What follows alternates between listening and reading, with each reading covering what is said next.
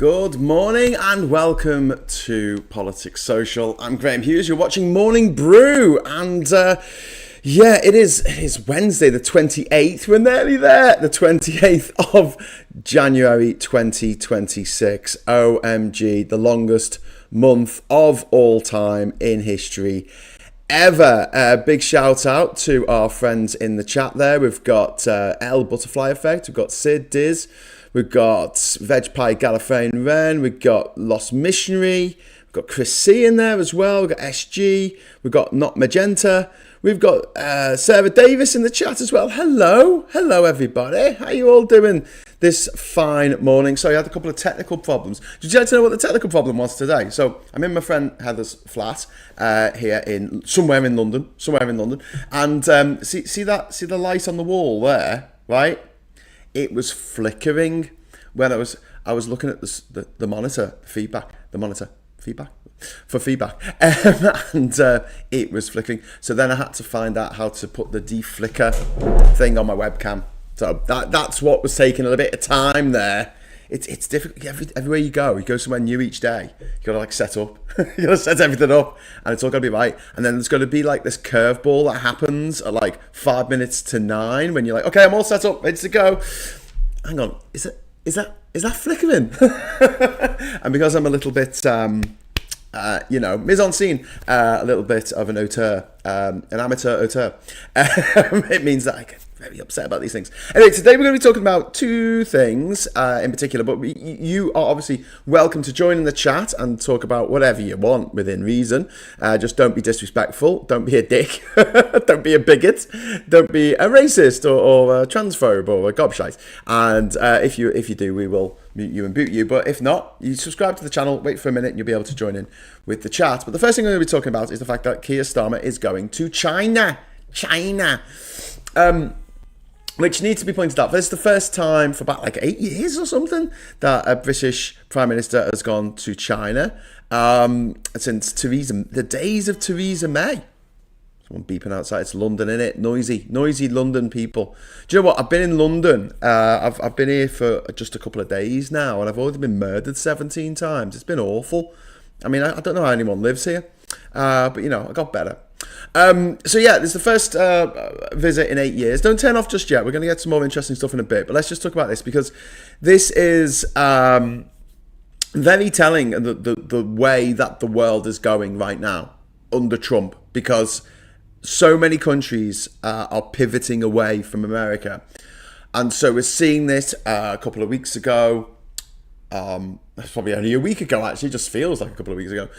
Canada got a new trade deal with China, which allowed Chinese EVs, electric vehicles, to come into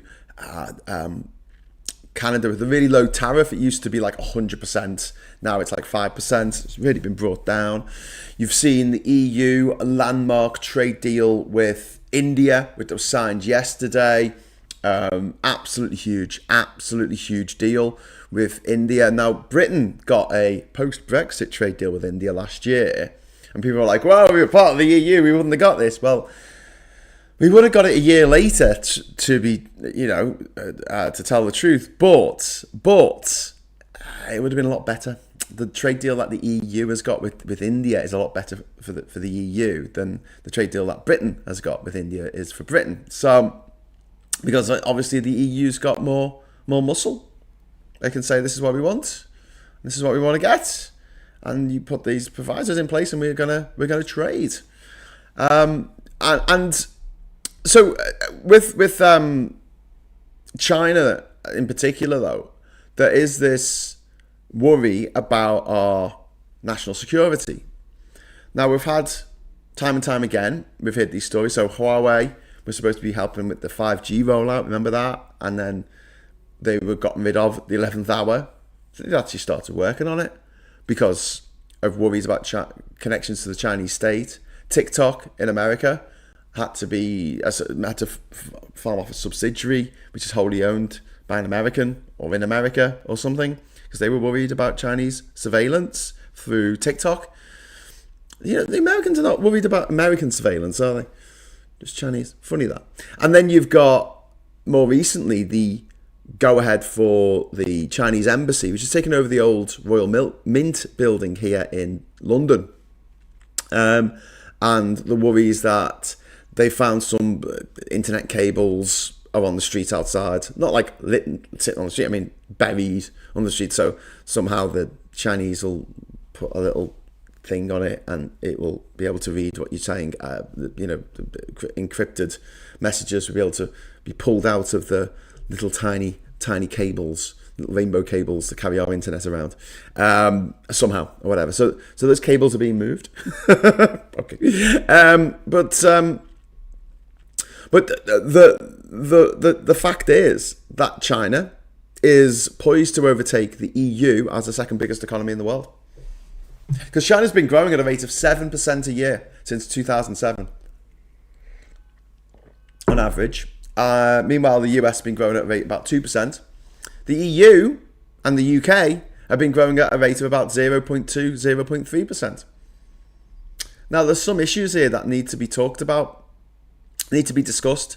Because one of the things that we had a lot when we were fighting to stay in the EU was people going, "Oh, you love the EU, you love it so much." And I'm like, well, no. In the same way that I don't love politicians, I don't love the EU. It's an institution that I'd rather be part of for economic, political and social reasons. However, I don't think it's perfect. In fact, I think it's far from perfect. And I'm very glad that in recent weeks, because of Trump's actions, and we need to talk about this, why is Starmer going over to China? Why are they allowing the Chinese embassy? Why are they doing this? Why are they doing that? It's because of Trump. It's because of Trump. That's it. You know, we don't want to be beholden to America, and America that can vote in someone like Trump, even when Trump is dead and gone. Blessed day, please come soon. Even when he's gone, like, America still has 77 million people who are prepared to vote for that, and we need to move away from it. And where a big criticism of the EU, along with not being able to come up with a coherent policy when it comes to immigration, integration, asylum. Also because you've got spoilers like Hungary in the EU. But another big problem is the lack of innovation. There's 8 big tech companies in the world. The 8 biggest tech companies in the world, 6 of them are American, 2 of them are Chinese.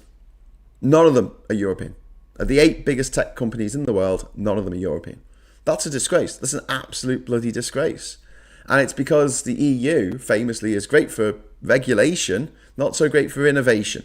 And that needs to change. And I'm hoping that Trump, again, silver lining to the big orange, disgusting, toxic cloud of putridness that is Donald Trump, the silver lining is that hopefully countries in Europe, including Britain, will push for more innovation, because this is what we need. We need to be supporting startups. We need to be, and not bullshit startups. Do you know what I mean? Stop giving money to dickheads. You watch Dragon's Den and you're like, what are these people? What are they asking for money for? But like, they're only asking for like £50,000, which, you know, to you and me, that's a lot. That's probably more than we earn in a year or a couple of years even.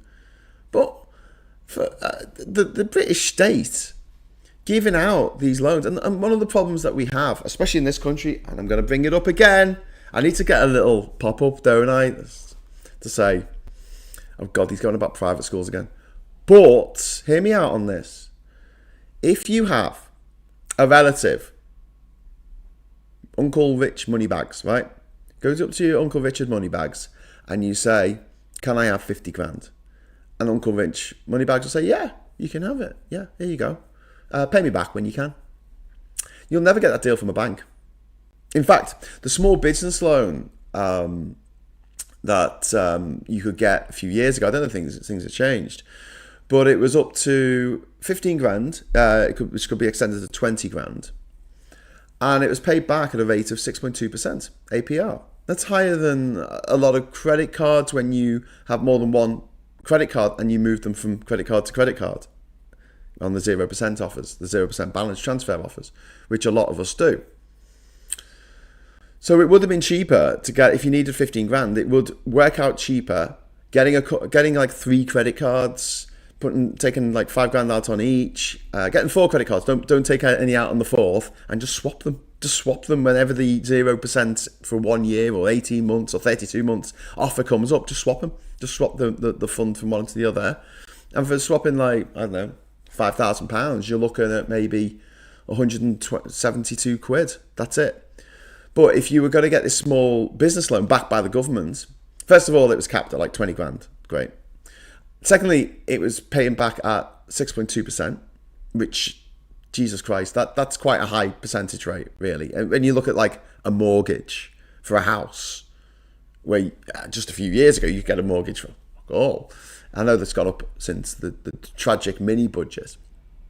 But the fact remains that these innovators who aren't born into a rich family, who have an idea, a dream, something that they want to do, something that they want to achieve, they don't have the money to achieve it because they don't have someone rich that they can tap for that money to do that thing. And so they rely on things like bank loans. And the worst thing about the small business loan that's offered backed by the government, right? This isn't the COVID loan. This is before COVID, right? The worst thing about it is that it's on you. It's not on your business. Like, normally you'd set up a limited company, and then say someone wants to invest in your company and they invest that money, right? And then the company doesn't work out for whatever reason. It's a limited company, right? And although they put that money in, and you can declare bankruptcy, and then there'll be creditors brought in who try their best to recoup that money, it's limited by guarantee. That means that you are not on the hook for that money. You personally are not on the hook for that money, unless you've embezzled, unless you've stolen it, But you're not on the hook. That's what a limited company offers. That's why so many people take up that offer in the UK. Something they don't have in Dubai, by the way. They don't have bankruptcy laws in Dubai. So if you get declared bankrupt, you get thrown in jail. Anyway, but I think that this has hugely stifled innovation. And I know that Rory Stewart has fucked a lot of us off in the last few months, especially when he went after Zach Polanski in that really childish way. But he does make a good point when he's talking about foreign aid. Just give people money. Just give them money. You got this shop. Okay, good. I'll give you $5,000. Here you go. And what are they going to do with that $5,000? Are they going to invest it in overseas properties? Are they going to spend it on the GGs? Are they going to go gambling in Monte Carlo? No, they're not. They're going to stay in the village. They're going to stay in their shop, and they're going to make their shop better. They're going to use that money to buy solar panels and a battery system and a solar controller and fridge freezer. They're going to use it to invest in their business. That's what people do. And of course, there's going to be a few free riders, but you get them everywhere. It's like saying, we can't have the NHS because hypochondriacs exist. It's like, well, you can't just take the worst case scenario and say that this isn't working because of this. I want to see a really strong innovation fund that allows people like you and me to go effectively to the government and say, I want to do this. Here's the business plan. Here's what I want to do. I need X amount, up to £100,000 to get this business started. And, have that as something that is offered up to people. And I'm not saying to give it to people for free. Obviously, it will be a loan, but not on a 6.2% interest rate, and not in a situation where you are on the hook for that loan, even if your business fails through no fault of your own. If your business fails because you don't turn up or you just try and steal all the money, obviously the law can go after you. But that's the same with any investment or any loan, because the laws of embezzlement exist. And the government can keep an eye on this. I'd rather the government were doing stuff like that than wasting money. And we do waste a lot of money. I mean, we talk about government wastes, but it's things like, why are we right paying for Nigel Farage's train fares? He gets to go first class, and in the UK, like, a lot of train fares cost more, especially first class. Train fares cost more than flying. He can say, I don't think he ever gets the train because he's got a private jet. But if he does use a train, he can claim that back. And I don't think he can go on holiday or whatever, but if he can make an arguable case that as leader of his party, that as an MP, that he's doing this because it's parliamentary business or party business, he can claim that money back from you, the taxpayer. I mean, that's a waste of money right there. Pensions. You're going to hate me for saying this, especially older people watching this, but we need to start means testing pensions like they do in Australia. Why are we know that we live in a world, in a country, where 1 in 4 pensioners are millionaires. I know that 1 in 5 are living in poverty. They would still get the pension. But the idea that we are giving pensions to millionaires who no longer live in this country, like state pensions into the bank accounts of people who spend 11 months out the year not in this country. They come back for August because it's sunny. They sign a document and then they head back to Thailand or to wherever they live. Why are we giving them money? They're already dead rich. They've got enough money to keep them going. And do you know what? Private pensions, I guess, at some point will run out. Maybe you've got X amount of money. It depends on what type of private pension you've got. And you might end up needing the state pension later in life.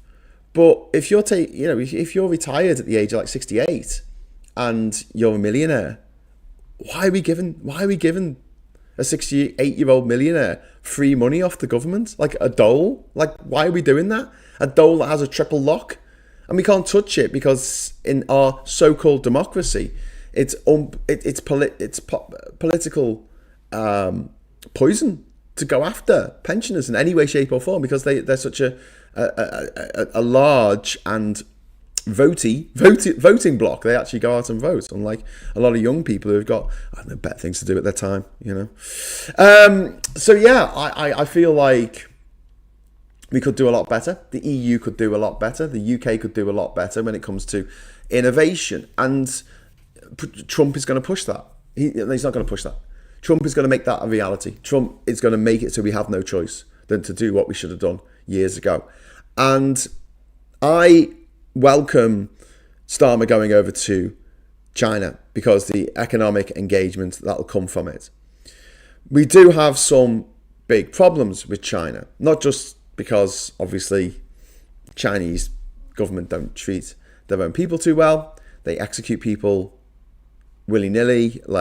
Oh my God, the number of executions in China, nobody knows. No one's got any real figures on it, but it's a horrific number, we believe. There's also stories like Jimmy Lai, who is a British citizen. He's the founder of the Apple Daily, which was a Hong Kong periodical. He was jailed under Hong Kong national security laws, and he's facing life imprisonment on politically motivated charges. He's being held in solitary confinement, and according to his family, he's suffering a severe health decline as a result. The UK has summoned the Chinese ambassador about this, but the pressure really is on Starmer to publicly confront Xi Jinping, the leader of China, on this matter. And human rights groups are warning that silence equals a green light, for kind of hostage diplomacy, which isn't great. Also, we've got the Uyghurs, who are a minority from the very northwest of the country, a place called Xinjiang, and it's close to Central Asian countries which are Muslim, so it's a sizable Muslim population in China.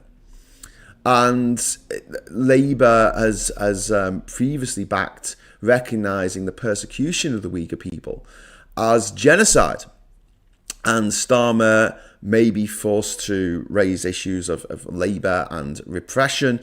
But we are over a bit of a barrel because when I say, there's a silver lining to Trump, because it means that we have to look elsewhere, some of the places we have to look to have those trade partnerships and economic stability that Trump doesn't offer because he's just throwing tariffs out left, right and centre.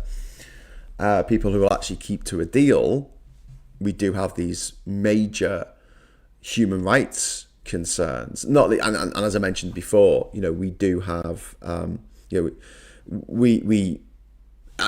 is a risk of the language about human rights being softened to avoid economic retaliation. which is problematic.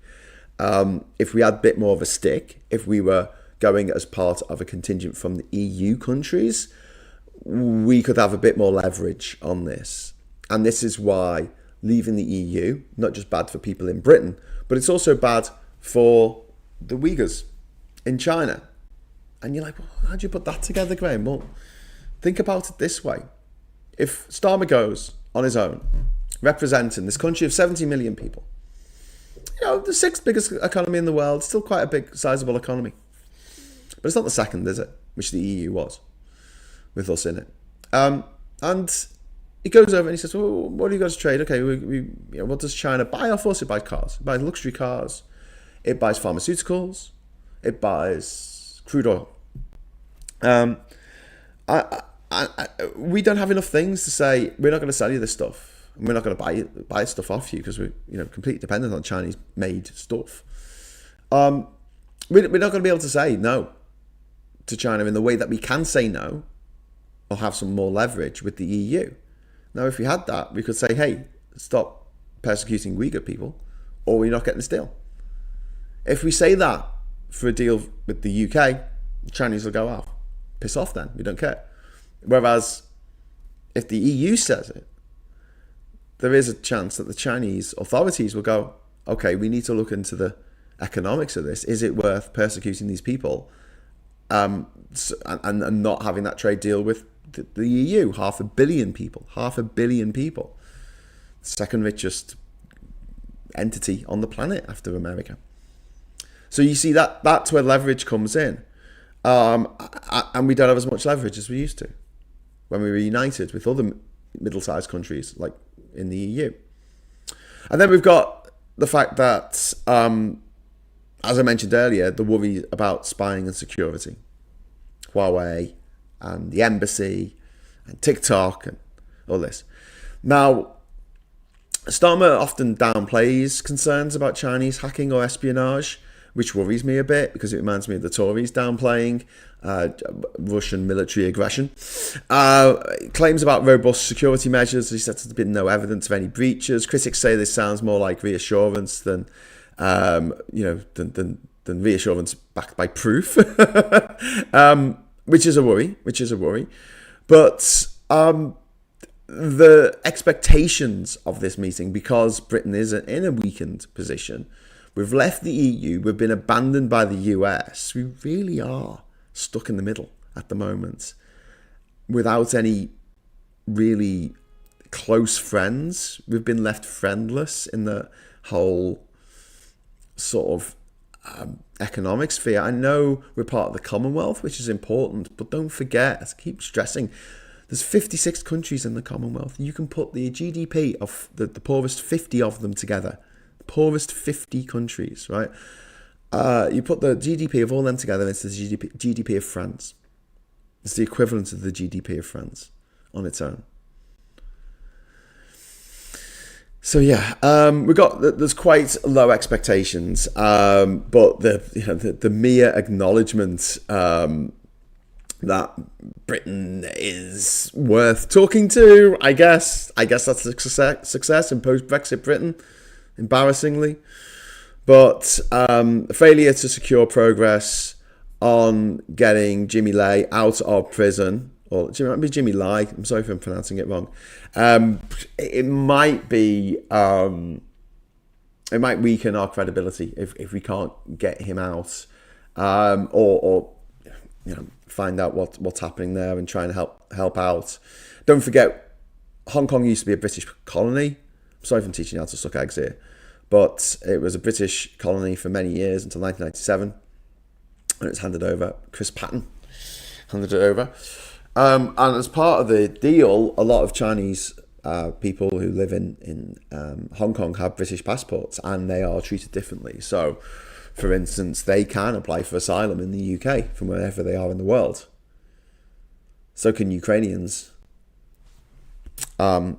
But you can't if you're coming from Eritrea or the Democratic Republic of Congo.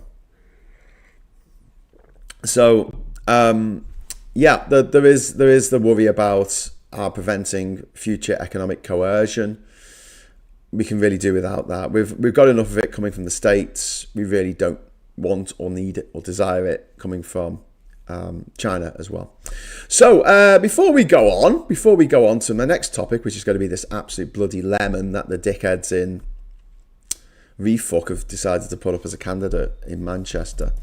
The footage of him have emerged, slagging Manchester off, and eating a book. Matthew Goodwin. But before we get to that, we're going to say happy birthday to Veg Pie. Happy birthday, Veg Pie! Another successful orbit of the sun. And Christy says, we also have the same issues with pensioners living in 2 and 3 bed social housing properties and refusing to downsize. So families who need housing suffer. Yep. I don't want to gang you up on pensioners and like go, I got to get the pensioners. If you need the state pension, have it. Here you go, have it. But it should be means tested. It should be absolutely means tested. And if you are earning as a result of your private pension more than £35,000 a year, and it should be a sliding scale. It shouldn't be a straight cut off. It should be a sliding scale. But you should get your fucking full pension. I think you should get any pension if you're earning that much. I mean, especially as a lot of these pensioners have paid off their property and probably own another property and another property and another property that someone else has paid off the mortgage for with their labour, because that's how renting works. And yeah, I just think it's a bit unfair. I've just been deregistered from self-assessment as I don't seem to be working anymore, and HMRC are refunding me £2,800. Well, that's all right. Veg Pie. Sorry, I was reading the thing underneath. I was reading another message. Saw a documentary on Chinese military power recently. My God, wow, you want them as friends. Keep your friends closer and your enemies closer. Mr. Tisk, unlike Portugal, who gave all in Macau Portuguese citizenship, we approach in a racist fashion, which doesn't surprise me at all. China is also taking over snooker. In fact, do you know what? In celebration of Veg Pie, who I know IRL, for your birthday, I'm going to release the confetti. Yay! Confetti! Isn't that lovely confetti? Going off there. Let's get rid of that. Go away, confetti. So yeah, thank you everyone. And thank you Veg Pie for sticking with the channel. And then financial services. Morning Badgers, says Billy Kershaw. Morning.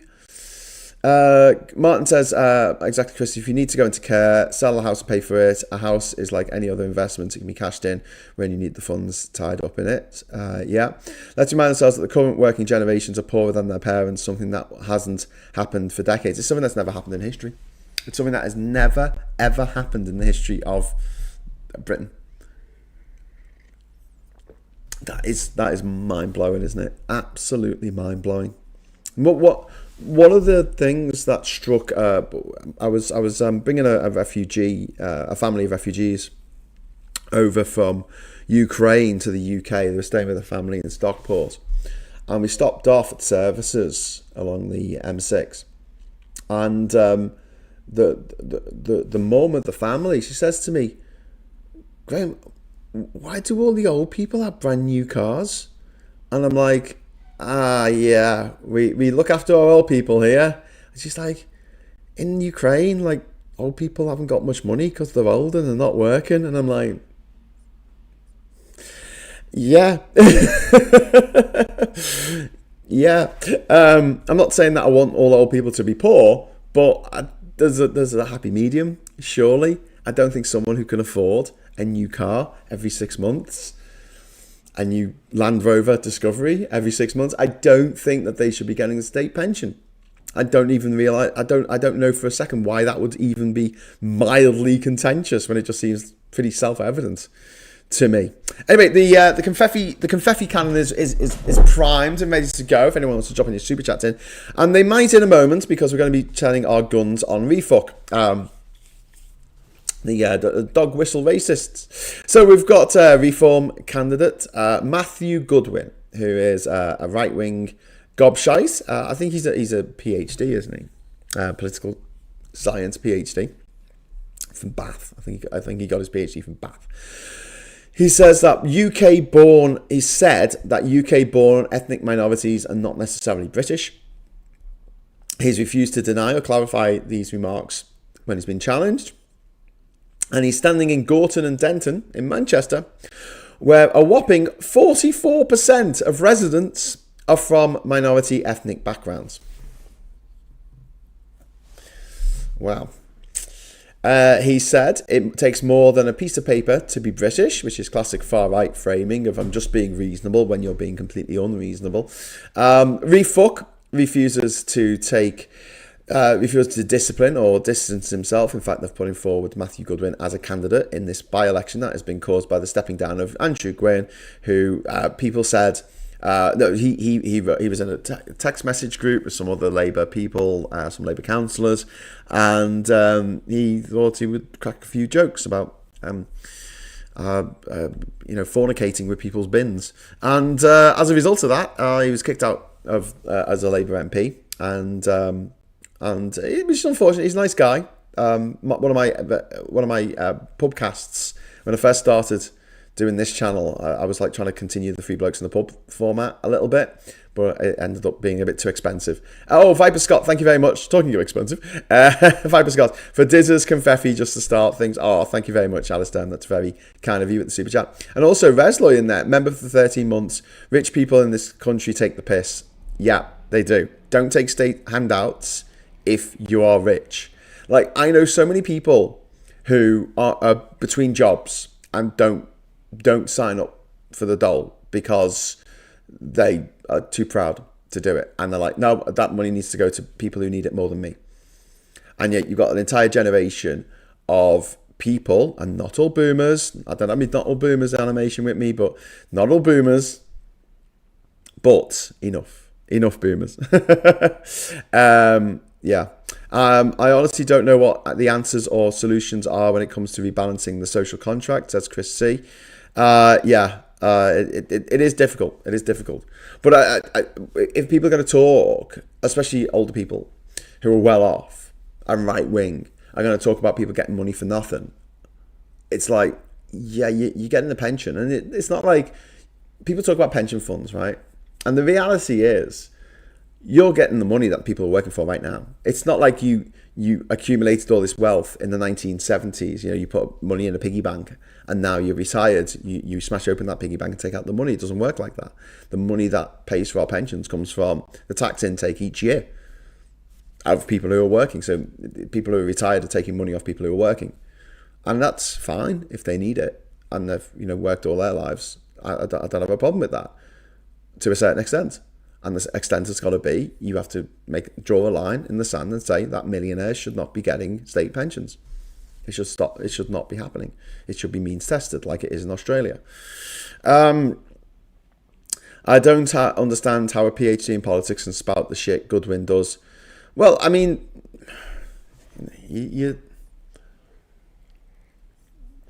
I'm not saying getting a PhD is easy. It's not. It's very time consuming. Veg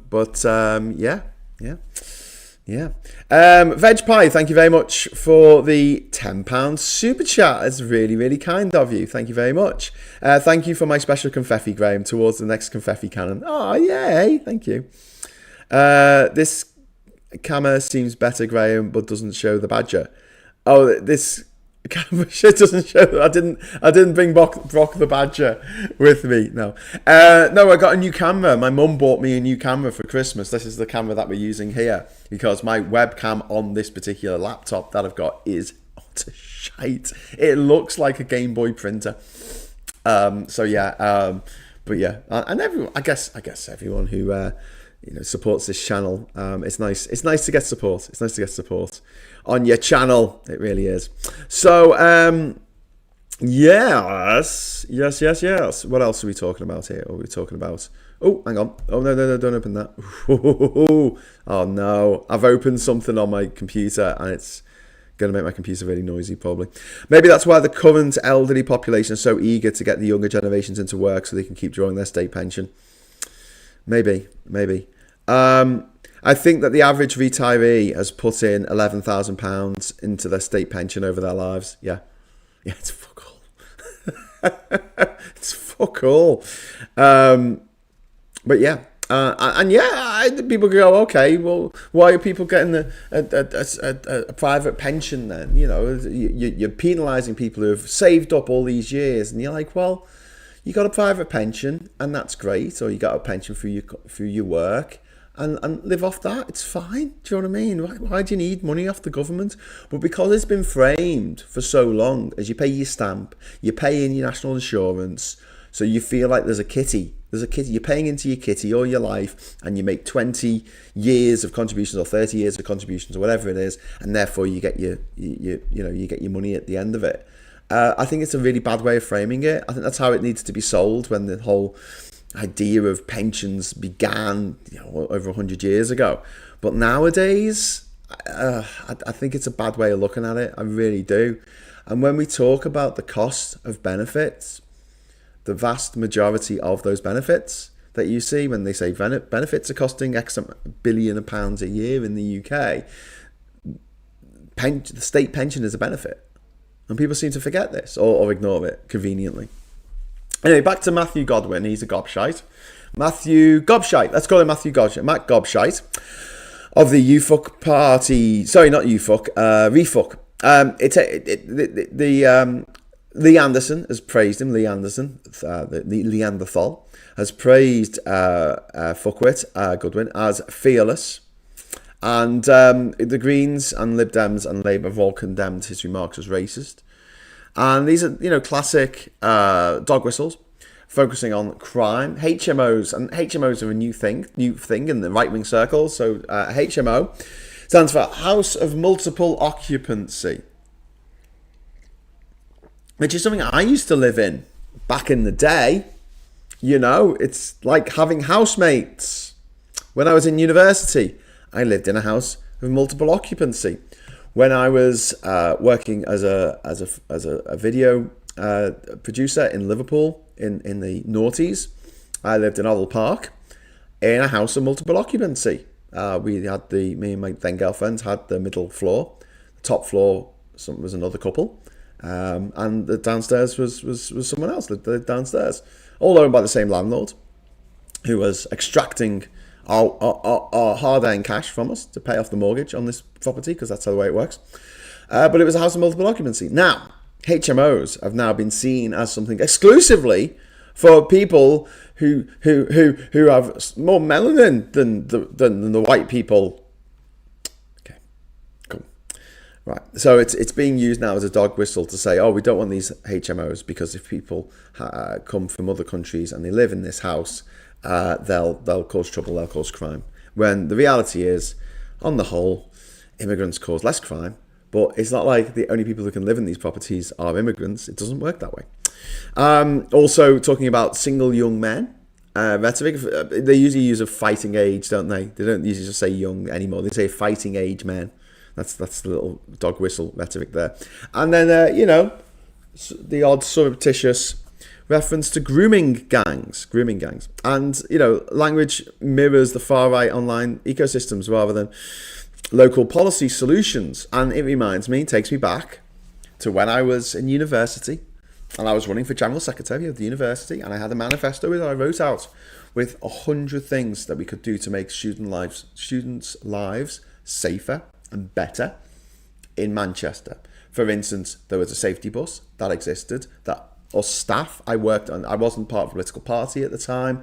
I was just doing it as part of people who work at the university, at the union, trying to make things better for the students who lived there. So we had a safety bus that could come and pick you up anywhere from at any time, 24 hours a day. And I wanted to make sure that all the students knew about it, and all the students had a card in their wallet, like on their university card, that had the number for the safety bus 24/7. And at the time in Manchester, it was a fairly dangerous place, and as dangerous as anywhere gets in the UK. It's not a particularly dangerous country, but there were a lot of times when vulnerable young people and especially young vulnerable women were walking home on their own through along Oxford Road and then through Rusholme, through effectively Moss Side.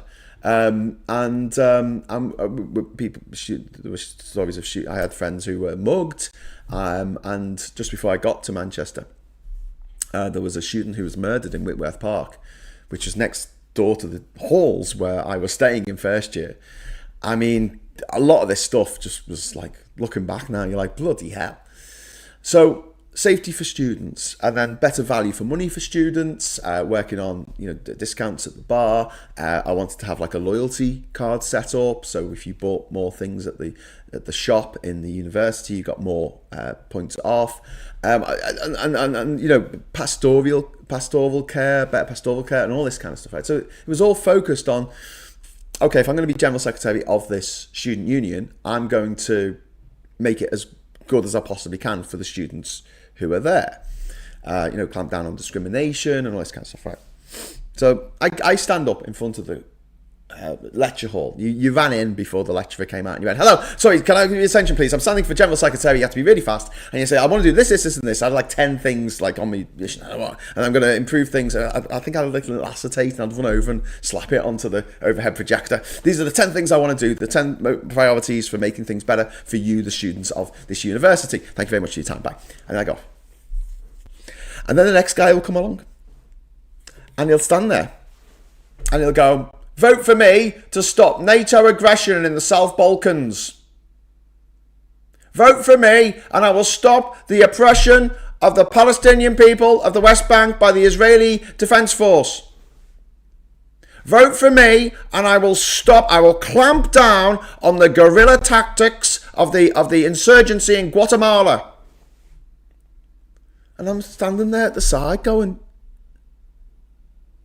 this is a job. This is a job. It's actually a job. It's a paid job. To be in charge of the student union and represent students. And you're going on about what? Freaking Yugoslavia? Jesus, what the former Yugoslavia? Like what is even happening here? But this is what the refuckfuckers are doing, effectively. They're running in a local area, and instead of focusing on issues that actually matter in Gorton and Denton, they're going, oh, we're gonna stop all these things. We're gonna stop HMOs. We're gonna stop people coming from other countries. And you're like, what the fuck? What's that got to do with Gorton and Denton? Go out there and say what you're gonna do for your actual constituency. Instead of this random stuff about demonising vast groups of people who live in the constituency. I mean, this is the big worry, isn't it? Because we have a first past the post system. What if the Labour candidate gets 32%, the Green candidate gets 32%, and the gobshite from Refuck gets 33% and gets in? Yeah. Yeah. So I would throw everything at making sure that the refuckfuckers do not win in Denton and Gorton in Manchester. But Reform are a force to be reckoned with, and we can't pretend that they're not. They are being funded by shady businessmen from other countries. They are being backed by the ghouls of 55 Tufton Street. They're being backed by the oil oligarchs. We know they're backed by Russia and by Putin. And this is why the leader of Refuck in Wales was jailed for 10 years for colluding with Russia. And using rhetoric that wasn't a million miles away from what Nigel Farage has been saying. So yeah, I think this is really, really important. And I think this is a good chance for the people of Gorton and Denton to say, no, we reject your toxic brand of politics. But we need to also be doing more. The government needs to be doing more. I don't know what we can do personally, but the government needs to be doing more about funding of these political parties and the fact that these MPs have got like all this extra money coming in from all these extra sources, some of which they failed to declare, Nigel Farage. I think that's something that the Labour government could do straight away. Just say, right, we're bringing in this motion, MPs can't be paid for another job. You get your £90,000 for being an MP. That's more than enough to live on. And that would absolutely destroy Nigel Farage because he can't live on that. His he likes the finer things in life. He eats caviar and swans and things, and does lots of cocaine, I suppose. Well, I don't know. It's just a lot of rich people that I've met do cocaine. I think it's like a rich people's thing. So I don't know. Don't know if he eats swans, but it sounds like something he would do. Funny news from Chris C. Badenoch accuses Reform of left-wing fantasy politics and says the Tories have moved to the right every day under her leadership. If you say so. And then we've got, hopefully the awful result on the first past the post will prompt inept Labour to go for PR, ... unlikely, says Mr. Tusk. The likes of Channel 4 should be pumping out non-toxic sound talking points. Politicians should be communicating daily to people where they're at. Yeah, I agree. I mean, we talked about this as well. Labour's comms are shit. But also, I mean, we have the technology now for MPs, all MPs, to do weekly surgeries online. And the only people who are invited are constituents. So it's not like randoms turning up. And you set up a Zoom call and people can join in. And they can ask, you put your hand up to ask a question. You put your digital hand up to ask a question. That's something that happened, wasn't it? During pandemic, they had these big meetings. Why can't we just do that? Every MP, every week, has to have a meeting with their constituents. That'd be interesting, wouldn't it? 1 hour. You can submit your questions in advance if you want. But yeah, answer the questions. Every MP has a smartphone. They can whip it out and make a video. Yeah, exactly. But I would prefer an in-person meetup each week. Thursday night and then Friday. Friday's when they go to the constituencies, isn't it? So Friday evening, 6 o'clock till 7 o'clock in the constituency hall, town hall, whatever it is. And your MP is there and councillors. And they have to answer questions. Some people. You put your hand up or you submit a question in advance, whatever. But I really feel like we need that. I feel like we need to be able to have that communication. One of the things that I've always given Labour a bit more credit than I've given the Tories for is the fact that when I've talked to Labour MPs, they've been a lot more responsive than when I've talked to Conservative MPs. But not responsive enough. And I'm not going to go on about comms because obviously that's, we go on about it a bit too much probably on this channel, but it is frustrating. But yeah, going back to Gorton and Denton and this Matt Goodwin character. So if you don't know who he is, he's on Gammon Box News. He's very, very right wing. He's very, very racist. Seemingly, allegedly. Some people think that he's very racist. The Reform isn't just sort of flirting with racism. It's being outright racist. They want to have an ICE. They want to have the equivalent of ICE, and they want them to go door to door and throw out people who are not supposed to be here. This is what they want. And then you've got idiots like Rupert Lowe. I know he's not refuck anymore, but Rupert Lowe, who was too refucky for even refuck, saying, there's 91 million SIM cards in the country, but the population's over 70 million. So there must be all these illegal immigrants here. And it's like, most people, loads of people have 2 phones. But he's so stupid. But that's the sort of thing that sticks in people's heads. There must be 20 million undocumented immigrants here. I think if there were, we'd notice them. I just had this feeling that they would somehow stick out. I don't know what it is about these people from Africa or from Asia that would make people go, oh, hang on. This village of 200 people now has an extra 2,000 people. And they all look like they, have heritage from Africa. That's funny that, we'll just go about our day. No one will notice. And all these racists come into London and they see a black person or they see some tourists and they're like, oh, this isn't like the London I used to know. I'm like, when was London ever in our lifetimes white? It just wasn't. It just absolutely wasn't. I mean, because I was born in the arse end of the 70s. I was born in 1979. That was, at the time, you came to London and there was a lot of people from the Caribbean living here, a lot of people from India, from the Indian subcontinent living here. Like even back then, what's your problem? Like, where's this mythical white London that you remember? Because I don't think it ever existed. If it did, I mean, maybe it was during the war, which I don't think many people really remember it anymore. But since Windrush, I mean, no, this has been a multicultural city, and it's been very, very successful because of it.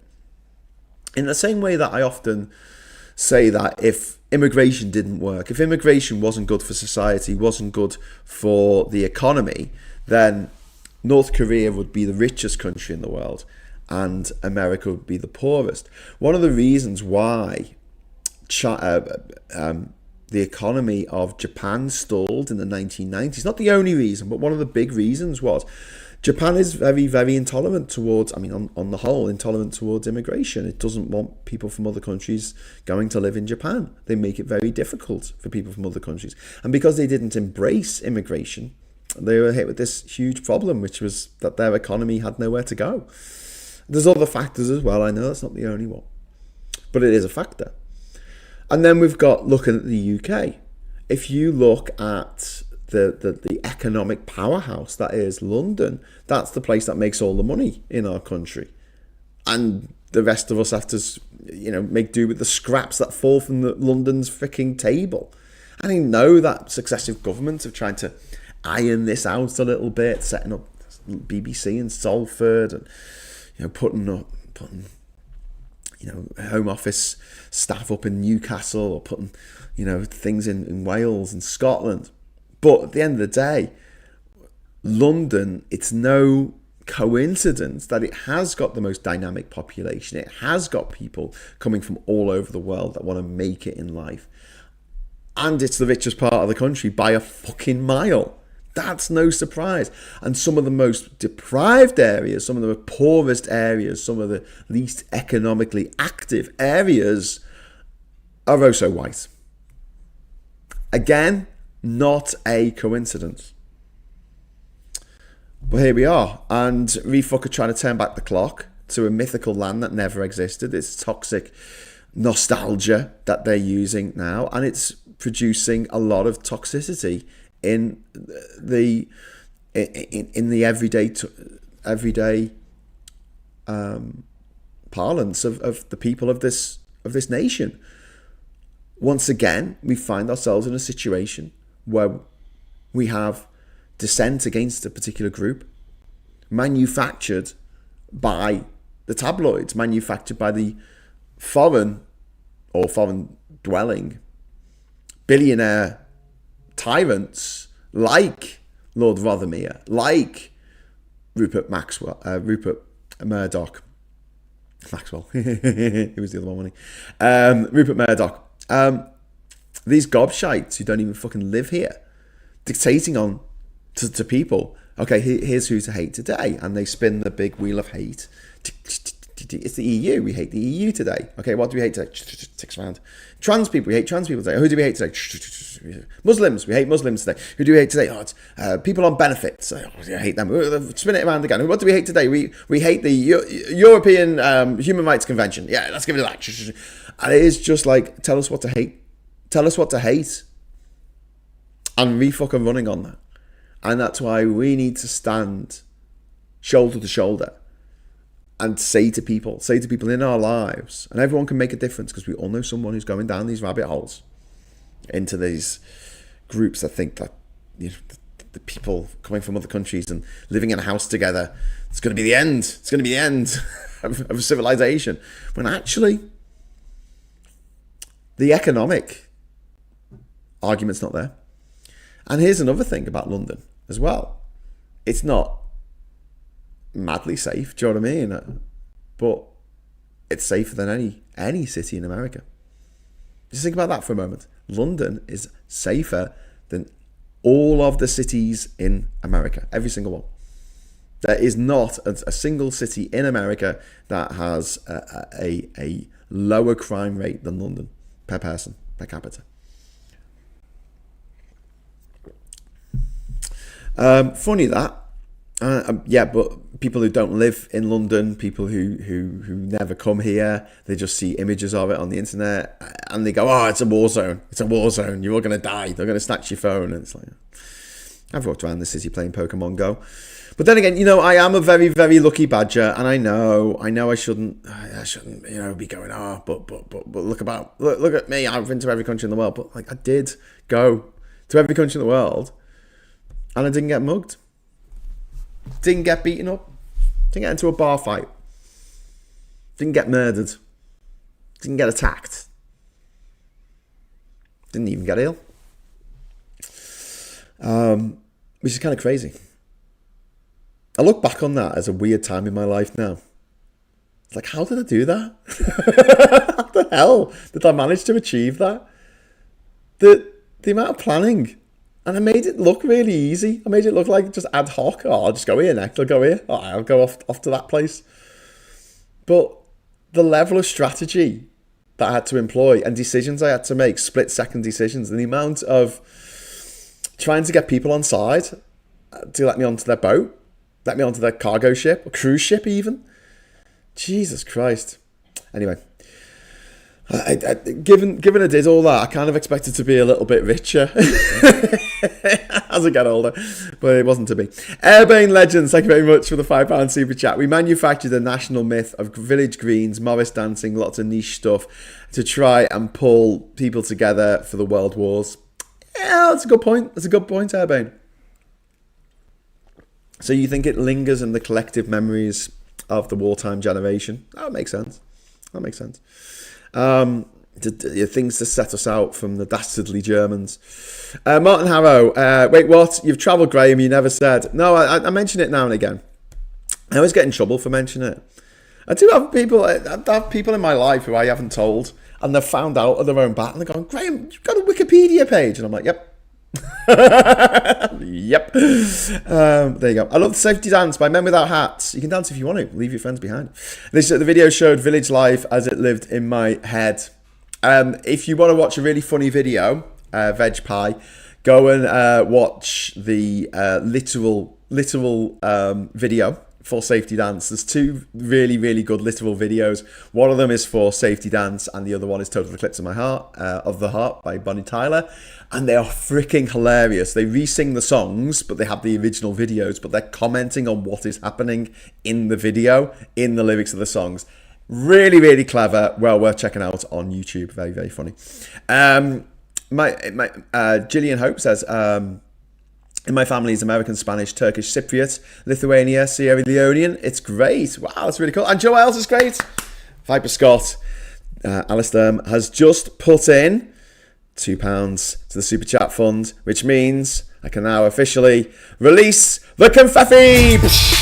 Yeah! Second time today. First time was for Veg Pie's birthday. So there you go.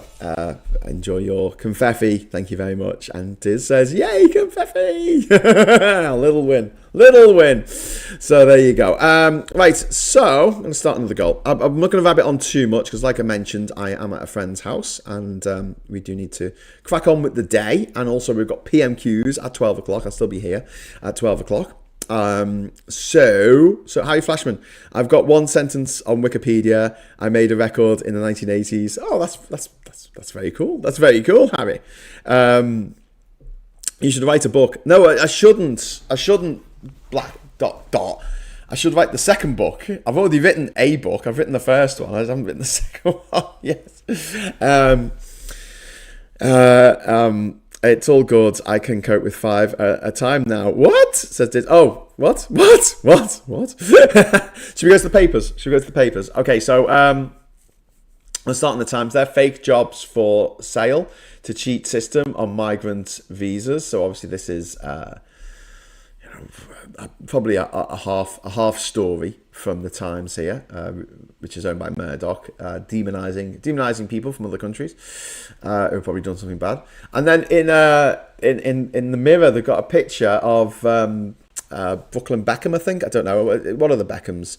I think. I don't know. I can't say. It's really small on my screen. But they've probably done something. They've probably said something. They probably put out a tweet or something. Probably wrote a tweet. So we need to have a picture of them on the Oh, sorry, no, it's Kate Middleton. Okay, sorry, it's Princess Kate. All right, what's the story? What's the story that needs to be on the front cover of a national newspaper in one of the richest countries in the world? 70 million people in this country. What is the news story that needed to be printed out hundreds of thousands of times on real paper and sent to every corner of this land, so people know that the Princess of Wales plaited her hair? That's it. That's the news. That's the news story. Okay, that's it for today. I'm afraid I'm going to have to get going because all the news is done. We've reached the end of the news. That's it. The sign is there. You've reached the end of the news because there's nothing else to say really. Now that we know that Princess Kate plaited her hair, I mean, what else is there to talk about? I think we're done. Here. I might re-download Pokemon Go and just play that for the rest of the eternity. I mean, we're done, aren't we? Are we done? Sad to saying bye. Yeah, I think we're done here. I think we'll just sit here for the next half an hour, just looking at each other. I might get a bit boring, actually. Oh, we got a super chat. There you go. That's a bit more interesting. But you don't understand, Wheels Darren. You don't understand. Like the Kate. She got a plait in her hair. She plaited her hair, or someone plaited her hair. Wow. What a time to be alive. Anyway, thank you very much to Wheels and Darren for the £10 super chat, or Wheels Darren. You are rich in the important things like compassion, empathy and culture. Oh, thank you. I know having more money means more choices, but we are grateful for your efforts. Oh, that's really sweet of you. Thank you, Wheels Darren. Oh, thank you. It's really nice. It's really nice of you. Don't make me cry. Happy tears. Right, come on, let's go back to the plot.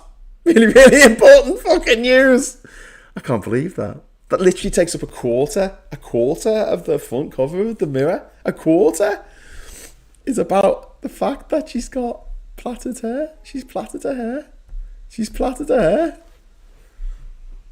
That is wild. That is absolutely wild. I mean, Jesus Christ. Princess of Wales wears her hair in a braid on a hike at the Peak District yesterday.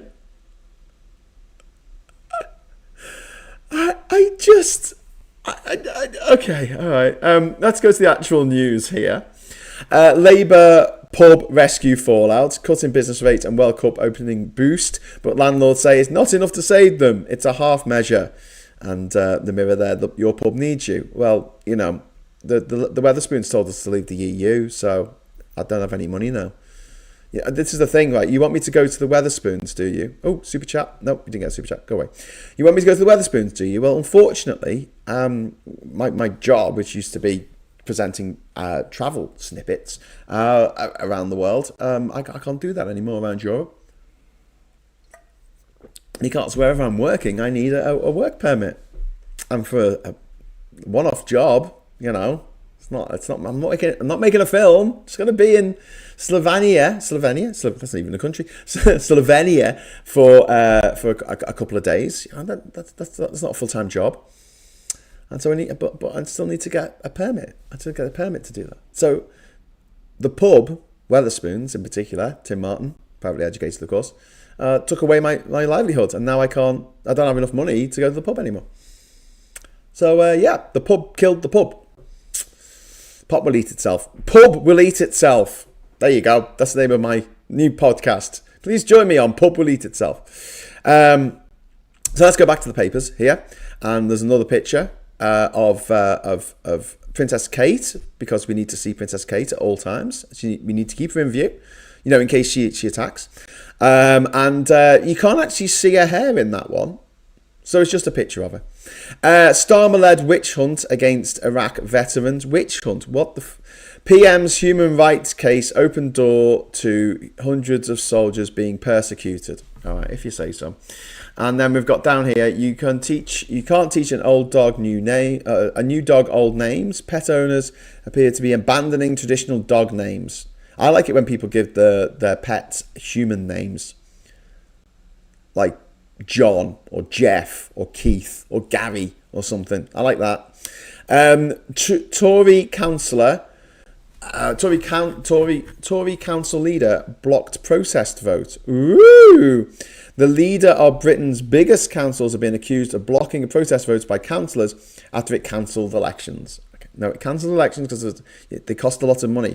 One of the reasons why we're not having an election for Metro Mayor of Manchester is because the NEC didn't just look at the fact that it's going to cost Labour a lot of money to run that campaign, which is unnecessary. It's also going to cost the taxpayer £5 million. £5 million. And do you know what? I love Andy Burnham. I think he's great. I have a lot of time for him, got a lot of respect for him, but he's not worth £5 million. He's not worth £5 million extra pounds for them to run, for the authorities, for the government, for the civil servants to run a massive election. And it's a lot bigger than a local election. It's the whole of the Manchester metropolitan area, the whole of Greater Manchester, to elect a new mayor halfway through a mayor's term. A mayor's term is 4 years, so we're 2 years in, and we're getting a new mayor. No, just no. And as the week's gone on, I'm becoming more and more solidified. I know that there was a document that was signed by 50 MPs. I don't know if my MP signed it, saying that it was wrong for Starmer to block Andy Burnham. But when it comes to what's best for the people of Manchester, I think it's best that he stays in place. 2028, his term is over, and I'm sure that there is going to be at least one MP who is very supportive, with 1 year left on the clock in a safe seat, and they're going to leave anyway in 2029. They're not going to run the next election. They'll step down early and basically hand the seat over to Andy, and then he can be an MP again, just in time for, a year out from the general election of 2029, which hopefully will allow Labour to do the old Tory trick of going, we've got a new leader now, and they're a completely different person, we're a completely different party, and we're nothing to do with any of the horrible things that we did back in the past. It works every time. Anyway, back to the papers here. Kyiv will not accept meaningless US deal, which is fair enough. Okay, so now we go over to Sydney Sweeney for some reason. And then I hear you're a racist now, and they're off abroad away at the races. I don't really understand what that's about, and I'm not even going to look at it. The I newspaper here: parents have sent children being blocked from appeals, which really sucks. 10 years of Brexit perspectives blocked.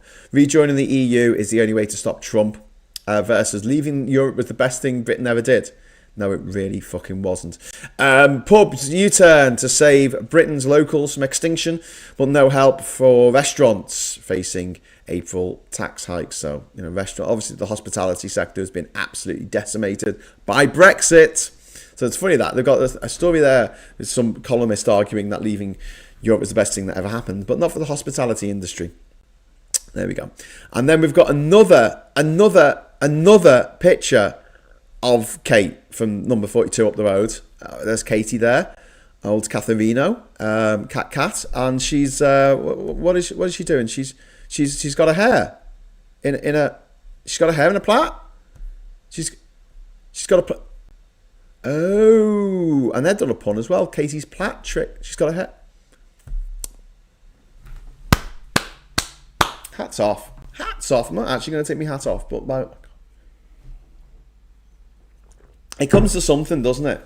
It comes to something when the newspapers dedicate like an entire fucking, section of the front page to the fact that woman wears hair in plait. Look at that on the Express. Look at that.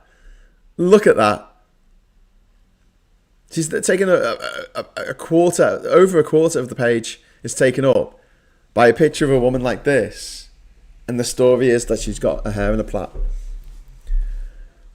I'm glad there's nothing else going on in the world. That's all I can say. And then 350 migrants arrived, but only 281 leave on the Starmer's French deal disaster. Total farce. Well, do you know what? Right? Do you know what? That's still 281 more refugees than were sent to Rwanda. Hashtag just saying. Just saying. So let's head on. We'll go to The Guardian before the FT. This is a really grim story here. Mass murder. Medics reveal grim reality of Iran's hidden death toll. This is a couple of weeks ago when people were being shot dead in the street for rising up against the autocratic regime. Deaths estimated to exceed 30,000 after surge in regime brutality. That is just beyond shocking. Gillian, thank you very much for the £5 super chat. Really appreciate that. Have a great day, all. £5. Cheers. So people who went out on the streets in Iran a couple of weeks ago, right at the start of the year, they were encouraged to do so by Donald Trump, who said help is on the way. Was it? No, it was.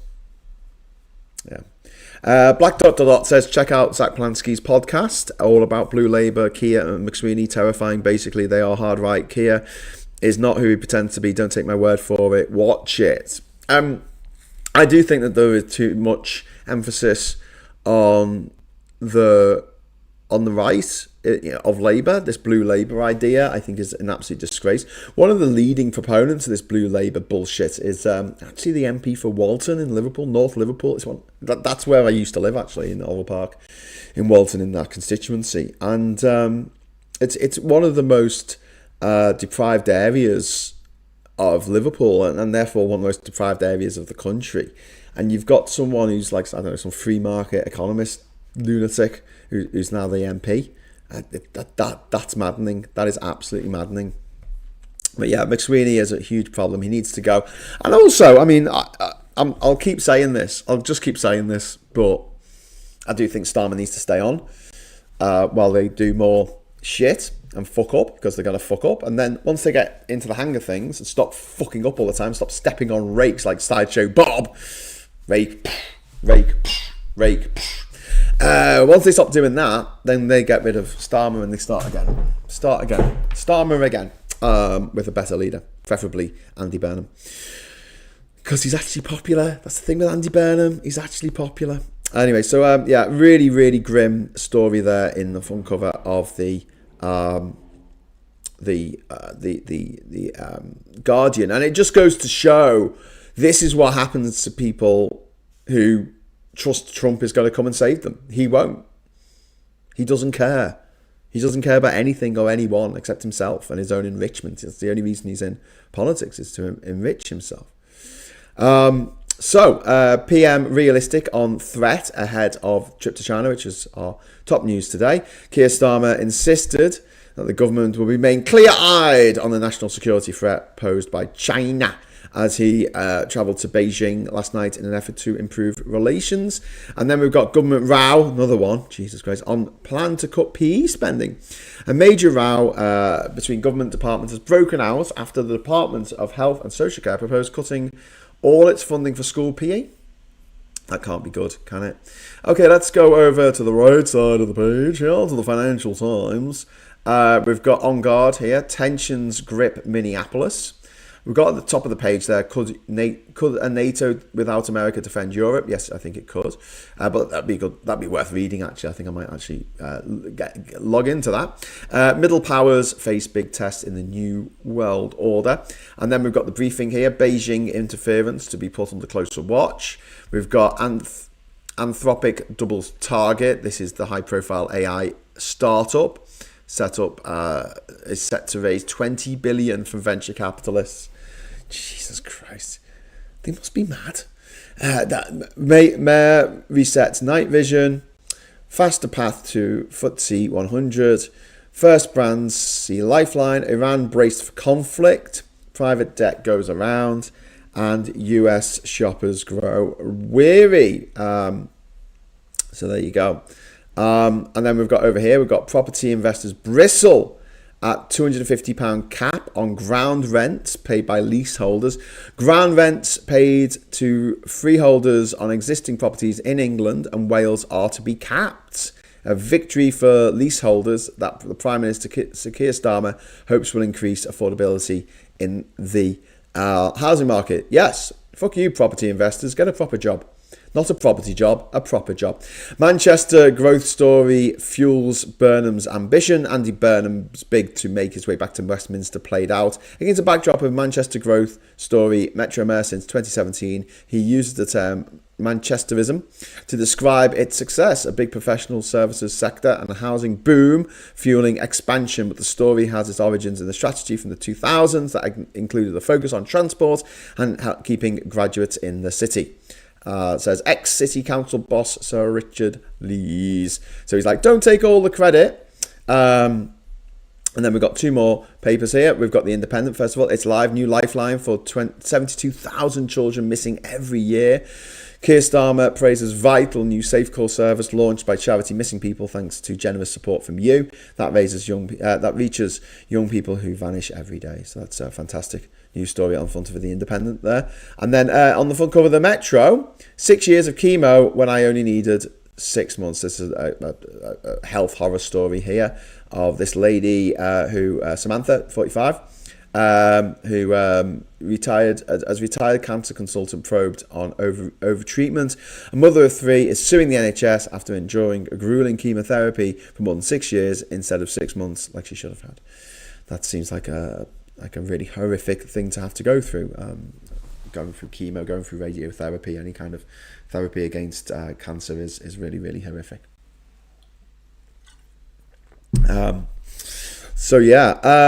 That Platt obsession, says Andy. I know Platt's entertainment. Says Met Burnham is sound. Thanks very much, Tisk. You worry me when you write in capitals sound, because that's what people do when my sound is muted. I'm like, especially when I'm out and about.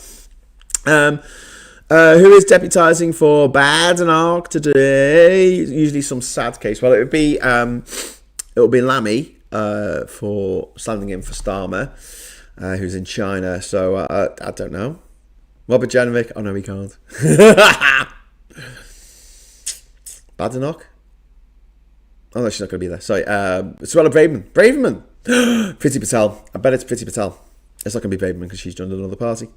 My ground rent goes up with inflation every 10 years. It's around 125% PA per annum. Sorry, not percent per annum. So just now, so a while to go before it reaches the proposed max. New Dr. Seuss book, The Plait in the Hat. The twat with the plait. Elle says, in the film, does she explain how she is a regular fake tan, yet her husband has an orange tan? I don't know. I'll tell you what, here's something that's quite funny. So, I see colours weird. I'm colourblind, but I'm not colourblind. It's a weird thing to try and explain. It's like I'm colour shifted. I think that's a better way of saying it. I'm not blind to colours. It's just certain shades look different to me. So as a result, you know when everyone was arguing about the dress and what the colours of the dress were, you know those two options that you were given? I couldn't see either of them. I saw a third option that I think was slightly unique to me. It's just I see colours a little bit different to everyone else. I'm colour shifted, the way I put it. When I was watching this latest iteration of The Traitors, this latest series of The Traitors, Claudia Winkleman, apparently, she used a lot of fake tan. According to her appearance on Would I Lie to You, she used coffee once to make herself look browner. Coffee granules. Okay. She looks green to me. Like, she looks green. Like, she looks Wicked Witch of the West green to me. I'm watching this show and I'm like, I can't believe how green she looks to me because of my colour shifting or colour blindness. I mean, if you want to call it colour blindness, you can, but it's not like I can't see the colour. It's not like it's black and white to me. It's just some colours look a bit different to me than they do to other people. And oh my God, she looked green. Wicked Witch of the West green, like bright fucking green. And and I'm sitting there going, Kat, is she green? And Kat's going, no, she's not. It's just she's got loads of fake tan. I'm like, but here's the thing, right? If I see someone who's from of Indian heritage or Asian, right? They don't look green. They look brown to me. But the fake tan that she uses she looks green. I don't know why, whatever the shade is. I think it's got a lot to do with maybe what surrounds it and stuff, because the way you perceive colours a lot of the time is what you're expecting to see, and also the colours around the colour is what affects you more. Like, it's not just a colour on its own.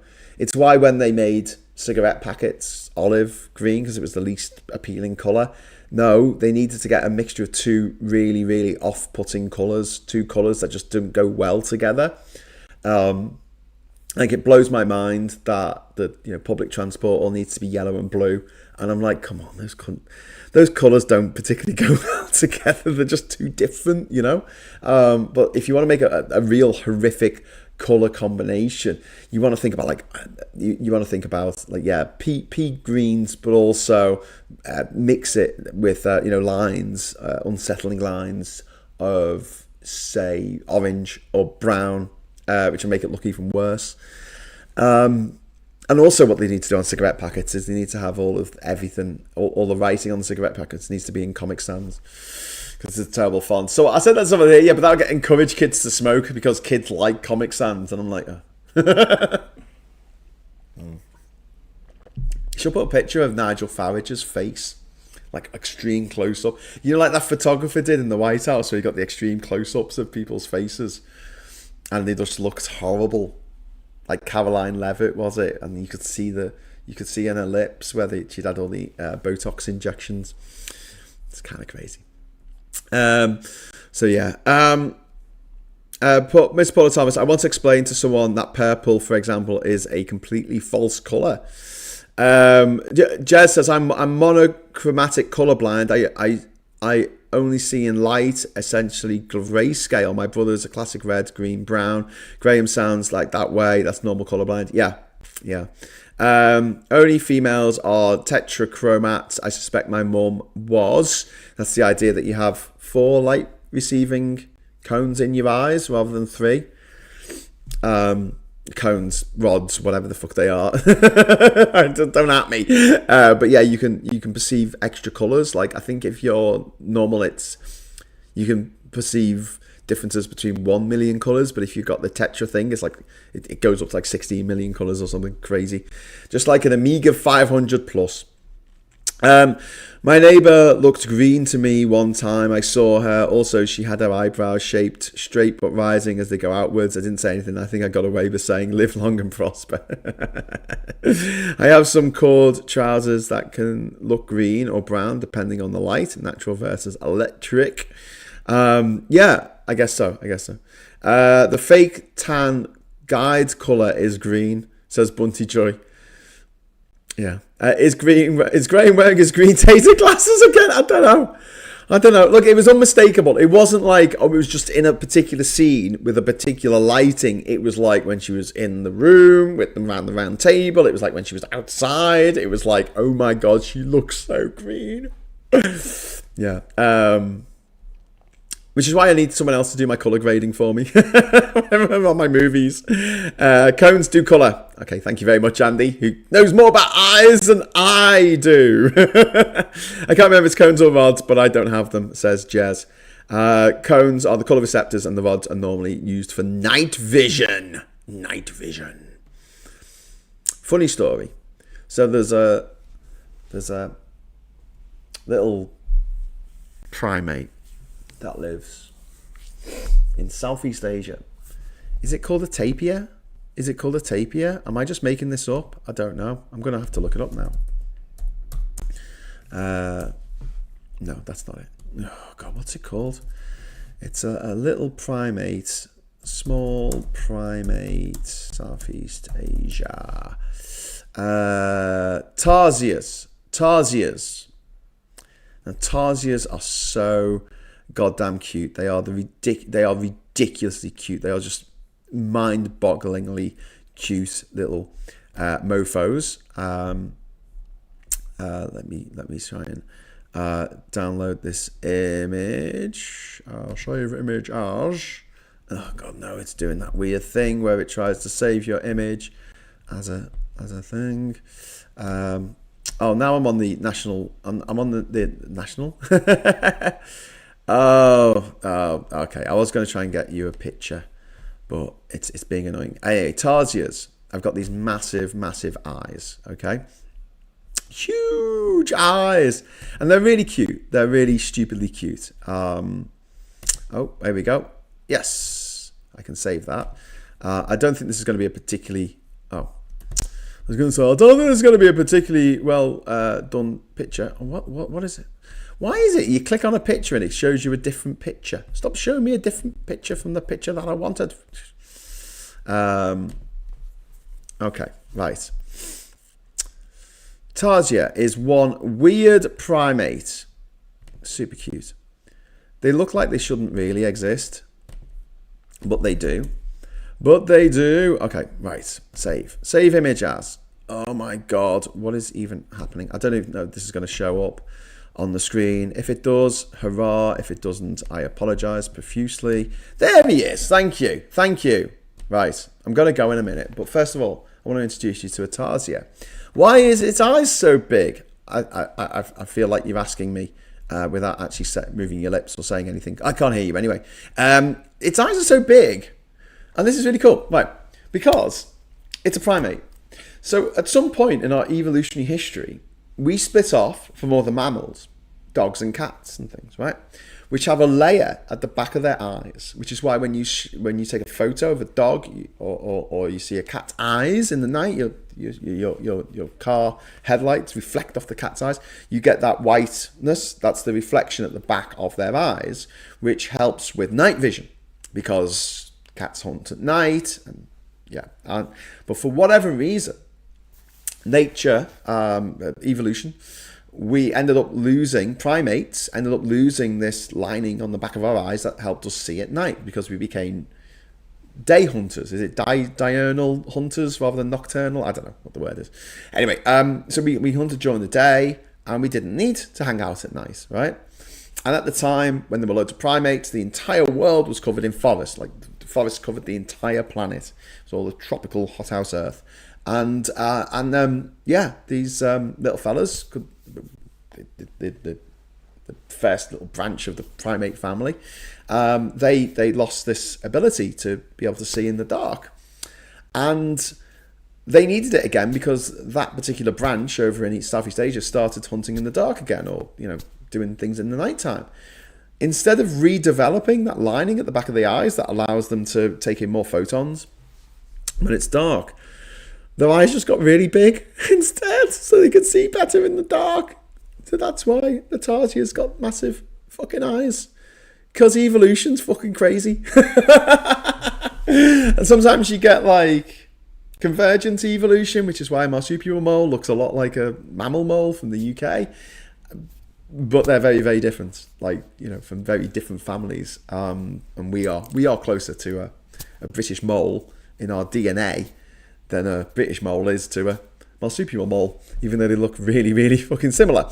So there you go. That's a story of a tarsier and why its eyes are really big, because evolution's crazy. We can't. That's why humans can't see so well at night.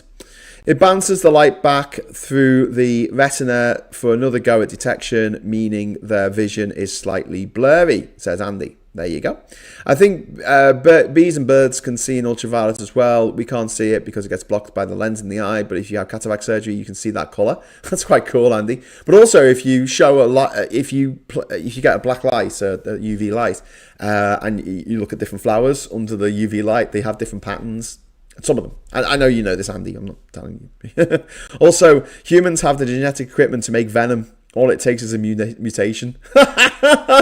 That's brilliant. Could you imagine? Venomous humans. Oh, there's a movie in that. Frecklepeony is looking into your very soul. The poor creature will be very disappointed looking at Farage, Braverman, Generations Army then. Anyway. I wonder what colours other animals can see. We tend to think our perception is the ultimate reality. We do. Totally. And it's something that we need to take ourselves down a peg or two about, because everyone's lived reality is different. Everything's lived reality is different. And just because one situation or one thing looks one way to you might not look the same to somebody else. So, it's worth bearing that in mind in life. So, packed schedule today. I'm going to still be here at 12 o'clock. I'm going to go and have some breakfast. I'm going to run down to the cafe, have some breakfast, and then I'm going to be back here for PMQs with Graham Hughes, or Deputy PMQs with Graham Hughes, which is going to take place at 12 o'clock. And then I'm going to race over to Deepest Darkest Kent to go and visit Rachel. So I'll actually be in the same room as Rachel, and we're going to be doing a very special edition of the Rabbit Hole tonight, our Anything But Politics show, and we're having on as our guest Mike Dix, who's got 12 things to put into Room 101.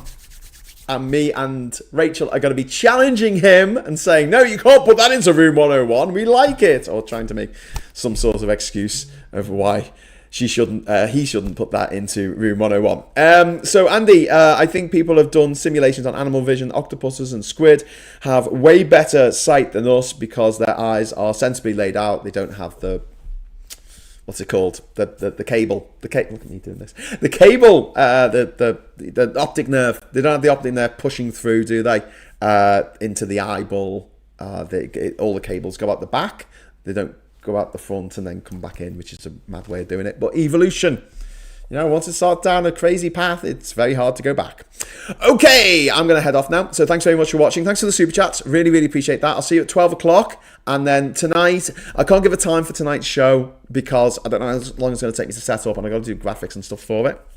Because I just realised I haven't got the graphics with me. But yeah, I'll get that sorted for you because I love you. And we will crack on, hopefully. And so sometime tonight, please subscribe to the channel and hit the bell notification icon because it will allow you to join us just as we go into the show. I'll try and put it up like an hour advance. Hopefully it's around 6, 7 o'clock, something like that. But obviously it will depend on the setup at Rachel's. Obviously she's got it all set up. She's got like a studio or something, so it's going to be quite fun to go and be there. When I did the show with Scott on Monday and then the show yesterday morning in Scott, I felt like the little girl in the well in the ring. I felt like I just like crawled out of the screen of my Zoom chat. Hello. Hello. and then sat there in front of the camera and done a podcast. Anyway, so thanks for watching, and I'll see you very soon. Until then, just want to say hello, good evening, welcome, and goodbye.